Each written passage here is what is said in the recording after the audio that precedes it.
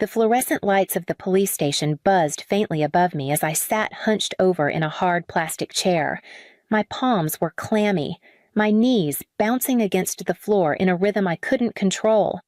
On the desk in front of me, Detective Ruiz leaned toward the computer screen, rewinding the grainy footage frame by frame. There he was, Nathan, my brother, his familiar gait, his baseball cap tugged low, his jacket zipped all the way to his chin. The timestamp blinked Friday morning, 9 o'clock. I felt my breath catch when I saw him appear on the screen, walking directly toward my apartment door. He didn't hesitate. He reached into his pocket, pulled out a key, and slipped it into the lock. The door swung open without resistance. My chest tightened. That key was never meant for him. I'd given a spare set to my parents years ago, trusting they'd only use them for emergencies. Somehow, they'd found their way into Nathan's hands. The footage rolled on. He disappeared into my apartment for less than a minute. When he stepped back out, his hand clutched something small but unmistakable, my brand new iPhone 16 Pro Max. He glanced around casually, as if he were carrying groceries, then walked straight off camera. My throat felt dry. I pressed a hand to my mouth, trying to swallow the disbelief. I'd wanted to be wrong. I'd hoped I'd find my phone misplaced, or maybe sold by mistake to some stranger online. But there was no mistake here. My brother had stolen it. Detective Ruiz let the footage play out in silence before pausing it on Nathan's face. "That him?" he asked. I nodded, though my neck felt stiff. "Yes, that's Nathan Hensley, my brother." The words tasted bitter, like admitting to something shameful. Ruiz scribbled notes in his pad. "We'll need you to file a full report." "Do you have proof of purchase and registration for the device?" I reached into my purse, pulling out the receipt I'd carefully folded the day I brought the phone home. I'd been so proud, saving for months to buy something that finally felt like mine. Now it was evidence. Ruiz looked at me with steady eyes. "All right, we'll take it from here." I stared at the frozen image of Nathan on the screen, my chest heavy, and realized this wasn't just about a phone. This was about trust, about years of sacrifice, about a family line I hadn't thought could be crossed until now. And yet, I knew I had to start from the beginning, long before the footage at the station. I had been cast in a role I never auditioned for. Somewhere along the way, I became the one who always had to pick up the pieces. When Nathan and Lydia fell short on rent, it was me they called. When the boys needed uniforms for soccer or money for a field trip, the requests came directly to my phone. Groceries, utility bills, even unexpected car repairs, it all seemed to circle back to me. At first, I told myself it was what any good sister would do. I had a steady job, no children, and the means to help. It felt like a way of proving my worth, of showing I was dependable. And whenever I wrote the checks or slipped cash into Lydia's hand, the relief on their faces gave me a fleeting sense of purpose. My parents encouraged it without ever saying the words outright. They praised me as the responsible one, the steady one, the daughter who could always be counted on. But behind that praise was an expectation so ingrained it became invisible. If Nathan struggled, I was supposed to step in. If Lydia asked, I was supposed to say yes. Over the years, I began to notice how invisible my own needs had become. Holidays meant me buying extra gifts so the children wouldn't feel deprived. Family dinners meant I quietly covered the bill without acknowledgement. And when I hinted at taking a vacation or saving for something of my own, the conversation always turned back to what Nathan's family needed. It was subtle at first, but the truth had been there all along. I wasn't seen as Clara, the sister, the daughter, the aunt. I was Clara, the wallet, the one who never complained, the one who always made sacrifices. That pattern held for years until the night at dinner when I finally broke it. The shift began with something as ordinary as my phone finally giving out. The screen had been cracked for months. the battery barely holding a charge. And yet, I kept using it because it still worked. When it finally shut down one morning and refused to turn back on, I almost felt relieved. Of course, my family turned it into a punchline. At the next dinner, Nathan laughed and said I was the only person he knew still walking around with a fossil. Lydia smirked and asked if I was trying to set a record for how long someone could cling to a broken device. Even my parents chimed in, suggesting I was just being cheap. I smiled and let them think what they wanted, the same way I always had. What none of them knew was that I had been planning for this moment. Every month, I had tucked away a little money, slowly building a fund for something that was entirely mine. No guilt, no obligations, no one else's needs attached, just a reward for my own discipline. When I walked into the store and asked for the iPhone 16 Pro Max, I felt a surge of pride I hadn't expected. The salesman read the total, and instead of reaching for financing or a credit card, I pulled out my checkbook. Signing my name across that slip of paper felt like claiming ownership not just of a phone, but of my effort, my patience, my independence. The moment I held it in my hand, sleek and flawless, a quiet thrill rushed through me. It wasn't about the technology. It was about proof that I could work toward something and keep it for myself. For once, I wasn't sacrificing or settling. Driving home that evening, I couldn't stop glancing at the box in the passenger seat. It was more than a device. It was a promise I had made to myself and finally kept. I had no idea how quickly that promise would be tested. By the time Saturday rolled around, I was almost giddy. Family dinners at my parents' house were a long-standing tradition, and for once, I had something I wanted to share. I tucked my new phone into my bag, not planning to brag, but hoping maybe just this once they might be happy for me. The kitchen was warm with the smell of pot roast when I arrived. My nephews were racing toy cars across the floor. While Mom fussed over side dishes, I slipped into my usual seat. And before long, conversation turned to the week. So, Clara, Dad said between bites, "Did you ever replace that old phone? Your mother said it finally died." I reached into my bag and set the iPhone on the table. The polished surface caught the light, and for a moment, there was silence. My nephew's eyes widened. "Whoa, Aunt Clara," Lucas said, leaning closer. "Does it do slow motion?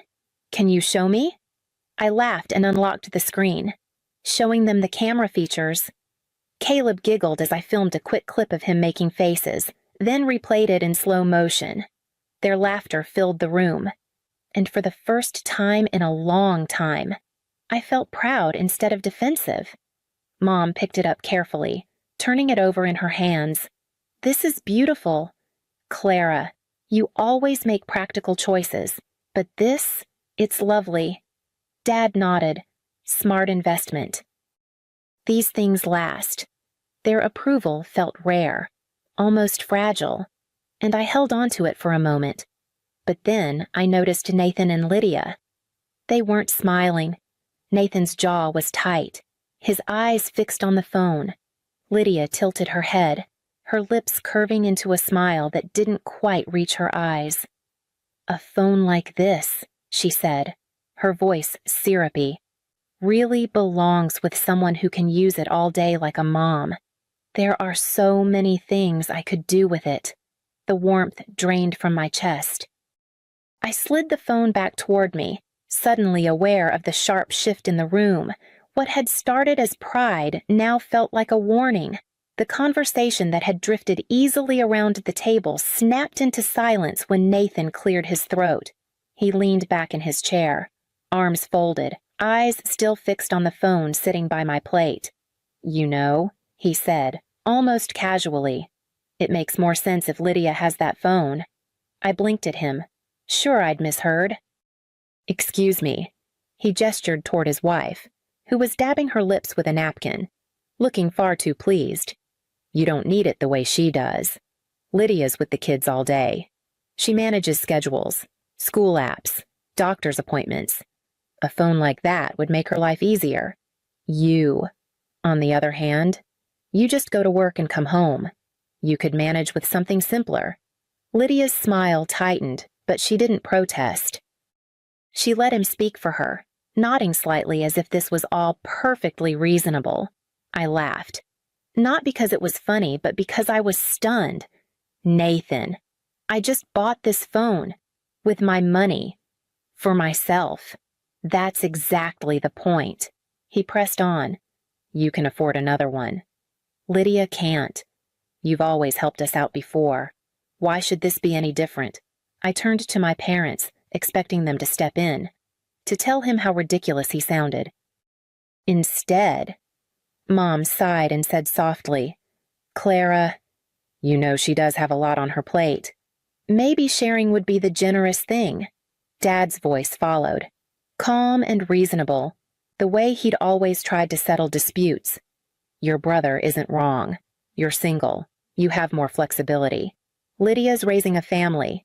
Doesn't it make sense for the resources to go where they're most needed? My face grew hot. It's not a resource. It's mine. I'm not giving it away just because you've decided she deserves it more. Lydia finally spoke, her tone sharp. You're being selfish. You've always had more than us. And now you're hoarding something you don't even need as much. I could use it for the kids' schooling, for doctor updates, for whatever you want. I cut in, but not with my phone. Buy your own. The room bristled with tension. Nathan's eyes narrowed. My parents looked wounded, and Lydia's mouth twisted into a pout that had always worked in her favor. But this time, I didn't bend. I slipped the phone back into my bag, gathered my plate, and stood up from the table, leaving their stunned silence behind me as I walked out. The morning after that dinner, my phone lit up before I'd even poured my coffee. First it was Mom, her voice unusually clipped. Clara, you need to think about what's best for everyone. Lydia is pregnant. Stress isn't good for her. Just let her have the phone. I ended the call without answering. Minutes later, Dad called, his tone almost scolding. You've always been the practical one. Don't make this into something ugly. She needs it more than you do. By noon, Lydia had started texting me directly, long paragraphs, full of dramatic pauses, about how much she juggled and how this one gesture could ease her burden. She sent ultrasound pictures, little captions about doing it for the baby. Nathan followed with shorter, sharper messages. You're tearing this family apart. Stop being selfish. It's just a phone. The words piled up, day after day. I silenced notifications. But even then, the vibration of the phone felt like a pulse of accusation in my pocket. It didn't stop with them. Aunt Caroline called from across the state, saying she'd heard about the situation and couldn't believe I'd deny Lydia something so helpful. My cousin left a voicemail suggesting I be the bigger person. It was as though the entire family tree had been recruited to shame me into compliance. I kept replaying the dinner in my head, wondering if I'd been too sharp, too defensive. For a moment, doubt wormed its way in. Maybe I should just let it go. Replace the phone. Keep the peace. But then I'd remember the hours of overtime, the years of restraint, the quiet pride I'd felt when I finally bought something for myself. That pride had been real, and it wasn't something I was willing to surrender. So I refused to answer their calls. I deleted their texts. When Mom showed up outside my apartment one evening, I didn't open the door. For once, I chose silence over surrender. The pressure didn't let up, but I held firm, even as the weight of their disappointment pressed harder each day. Then, one weekend, silence arrived, but not in the way I expected. I came back from a quick weekend trip feeling lighter than I had in weeks. A college friend had invited me to spend a couple of days in the city, and for once, I'd allowed myself the indulgence of laughter, good food, and hours spent without the constant vibration of family demands. Dragging my small suitcase into my apartment, I set it by the door and reached instinctively for my phone. The spot on the counter where I'd left it was empty. I checked my bag again, then the side table, then the bedroom, each search more frantic than the last. My pulse quickened as I tore through drawers, under cushions, even inside the fridge as if I might have placed it there absent-mindedly. But it was nowhere. A cold wave of realization hit me. Someone had taken it. I marched downstairs and knocked on Mr. Peterson's door. He was the building manager and had always been kind to me. One look at my face and he opened his office. "Check the cameras," I said, my voice barely steady. We scrolled through the weekend footage until Friday morning came into view. My breath caught in my throat as the image sharpened Nathan, walking straight to my apartment door. He pulled a key from his pocket, unlocked the door, and slipped inside like he belonged there. Less than a minute later, he emerged, my phone in his hand. I gripped the edge of the desk, my nails digging into the wood. The violation sank deeper than the theft itself. He hadn't just taken my phone, he'd used the spare keys I'd trusted my parents with years ago. Keys meant for emergencies, now twisted into a weapon against me. I pressed my hand to my chest, struggling to breathe. I wasn't just angry. I felt exposed, unsafe in my own home. I asked Mr. Peterson to save a copy of the footage. Then I stood there in the dim light of his office. Knowing I couldn't ignore it this time, I had to confront them. I barely remembered the drive over, my hands clenched so tightly around the steering wheel that my knuckles burned. When I pulled up to Nathan's house, there it was my phone, glowing through the living room window as if mocking me. I marched up the steps and pounded on the door. Nathan opened it, looking almost amused. Behind him, Lydia sat on the couch, my iPhone in her hand. She tilted it toward me, the case I had picked out gleaming under the lamp. "It's ours now," she said smoothly, sliding her finger across the screen. "You wouldn't share. So we had to make the choice for you." My chest tightened. "You stole it. You broke into my home." Nathan stepped forward, his voice steady, almost rehearsed. "No. Clara, we took what should have been given. You don't need something like this. Lydia does. She's raising kids, keeping this family together, while you live alone with nothing to worry about. Family deserves it more than you do." Lydia smirked. "Besides, everyone agrees with us. Even Mom and Dad said you should help." I stared at them both, rage coursing through me. They weren't ashamed. They weren't even trying to deny it. They believed they were entitled. "Give me back my phone," I said, my voice low. Nathan chuckled, shaking his head. "You won't do anything. You won't risk dragging family through the mud over a piece of technology. You've always been too scared of conflict." Lydia leaned back, laughing softly as if I'd just told a joke. "Go ahead, Clara. Try us." Their confidence was suffocating. But as I turned to leave, gripping the footage on the USB in my pocket, I knew exactly what I had to do next. The next morning, I walked into the police station with the footage in hand and a knot in my stomach. Detective Ruiz greeted me calmly, ushering me into his office. I slid the USB across the desk, and he plugged it in without a word. Nathan's figure appeared on the screen, unlocking my door, disappearing inside, and emerging with my phone. "That's your brother Ruiz asked." I nodded, my voice steady despite the tremor inside me. "Yes, and that's my phone." He studied the paperwork I'd brought receipt, warranty, registration, and nodded. "This is enough. We'll move forward with theft charges." Hearing those words brought a mix of relief and sorrow. It felt necessary, but it also felt like drawing a line I could never erase. Later that afternoon, Ruiz called me back to the station. My parents were there, pacing in the lobby, their faces red with fury. Mom rushed at me, gripping my arm. "Clara, you can't do this. He's your brother. You're tearing this family apart." Dad's voice thundered behind her. "Drop the charges now!" How could you drag your own blood into court over a phone?